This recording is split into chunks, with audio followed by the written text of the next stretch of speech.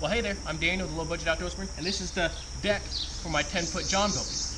And it is, as you can see, floating right here on the surface. It's made out of this 1-inch rigid foam, and that is one of the best construction materials you can make a John boat deck frame out of.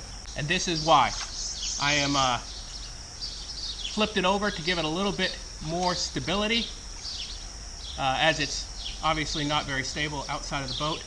But I am basically floating on my deck without a boat.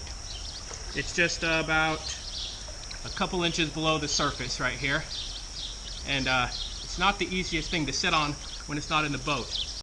And this is why foam is one of the best construction materials you can use for a John boat deck. I'm floating away from you. This whole deck weighs under 10 pounds and yet can support my weight outside of the boat. So we'll pack up, head to the house, and I'll show you how to make this.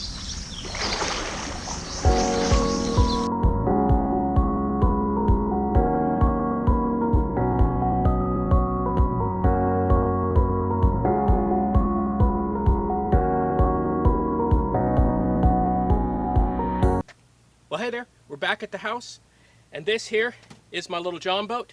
You saw me sitting on the deck, and this 1-inch rigid foam is the material that I constructed the framing for the deck out of. And it's a wonderful, in fact, it's probably the best material that I can think of for a small John boat like this. It's incredibly light. My entire deck weighs less than 10 pounds. It's very firm, plus it floats in a worst case scenario type event where you get a lot of water in your boat. It's just a really great all-around material. On top of that, it only requires a tape measure, a marker, and a utility knife to construct. And I'll show you how we did that here, just with this simple little section, as I'm not going to rebuild the entire deck since I've already built one myself. And the one I've had in there has been in there for many years now, and I've not had to replace this foam at all. And so what we have is basically 1-inch rigid foam, and you just are going to make perpendicular and parallel cross members that are simply fitted together, and they will form a stout, rigid frame for your deck. All I did here, so I'll set that right there. All I did, just measure your top width, measure your bottom width, and simply cut it. For this rise in your front of your boat there, you'll see here this piece has a rise. All you'll do is you'll measure from where it starts, that slope, approximately every 2.5 inches, and just measure those distances from where you want your deck to be, and just put a couple little dots along there, mark your line, and cut it. And it's really as simple as that. Once you have your foam frame in, you'll place whatever material you're using on the top. 3/8 inch plywood works well. Some thick corrugated plastic works well. And I simply have a couple of little clips right here and right here that the deck slides into like that, and then sits flush right here. And I use this steel yardstick that I use to measure my fish as the retaining clip on the top end, and that simply holds this free-floating deck on top of that frame in place.